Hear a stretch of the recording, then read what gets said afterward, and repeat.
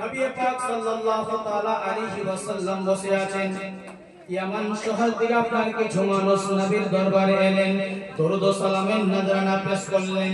আল্লাহর নবী সাল্লাল্লাহু তাআলা আলাইহি ওয়াসাল্লাম ওই ইয়ামানবাসীদেরকে জিজ্ঞাসা করলেন, বলো তোমরা কেমন আছো? তোমরা কি সবাই ভালো আছো?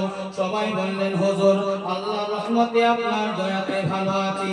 এবার আল্লাহর নবী সাল্লাল্লাহু তাআলা আলাইহি ওয়াসাল্লাম বলেন, ইয়ামানবাসীরা বলো কি উদ্দেশ্য নিয়ে তোমরা এসেছো, কি আশা নিয়ে তোমরা এসেছো? সমস্ত ইয়ামানবাসী বললেন, হুজুর সবার আগে আমরা আপনার জিয়ারত করার জন্য এসেছি, আপনার নূরানী চেহারার জিয়ারতের জন্য এসেছি, দিদারের জন্য এসেছি। আল্লাহর নবী বললেন, তারপর?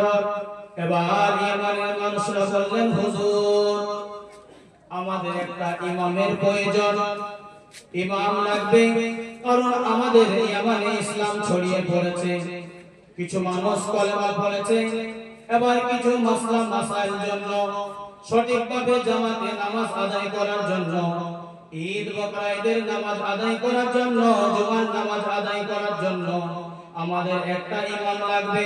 আর এমন ইমাম লাগবে যে ইমাম যেন কোনো মুকদ্দমা মামলা যদি আসে কোরআন এবং হাদিস দিয়ে আপনার ফয়সালা করবে,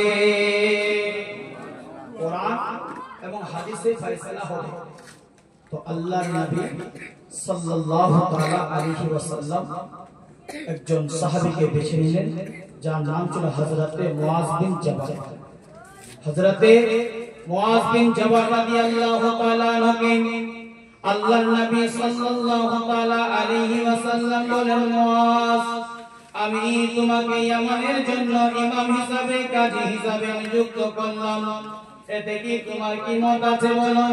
হযরতে মুআজ বিন জাবাল হাত জোড় করে দাঁড়িয়ে গেলেন, ইয়া রাসূলুল্লাহ, ইয়া হাবিবাল্লাহ, নবী গো, গোলামদের কাছ থেকে অনুমতি নেওয়া লাগে না, গোলামের কাছ থেকে অনুমতি চাওয়া লাগে না, গোলামকে হুকুম দিলেই হবে। আল্লাহর নবী সাল্লাল্লাহু তাআলা আলাইহি ওয়াসাল্লাম এবার হযরতে মুআজ বিন জাবালের কাছ থেকে ইন্টারভিউ নিচ্ছে, পরীক্ষা। তুমি যে ইয়ামানে যাবে কিভাবে ফয়সালা করবে? তোমার কাছে যদি কোনো মুকদ্দমা আসে কিভাবে তাদের কাছে ফয়সালা করবে? তো হযরতে মুআজ বিন জাবাল বললেন, ইয়া রাসূলুল্লাহ, সর্বপ্রথম আমি কোরআন থেকে খোঁজার চেষ্টা করব। আল্লাহর নবী বলেন, বাস যদি কোরআনে না পাওয়া যায় তাহলে তুমি কি করবে? হযরতে মুআজ বললেন, ইয়া রাসূলুল্লাহ, যদি কোরআন থেকে মুসনাদের পড়া না যায় তবে আপনার সুন্নাত মোতাবেক, হাদিস মোতাবেক আমি আপনার খুঁজতে শুরু করব। আমার নবী বললেন, মুআজ যদি কোরআনও না পাওয়া যায়, হাদিসও যদি না পাওয়া যায়, তাহলে তুমি কিভাবে ফয়সালা করবে? একটা জজকে যদি বলা হয় যে কিতাবটা বাদ দিয়ে আপনি ফয়সালা করে দেখাতে পারবেন, কিন্তু কে ছিল? নবীর গোলাম, নবীর সাহাবা, তাদেরকে আল্লাহ সে বুদ্ধি দিয়েছিল।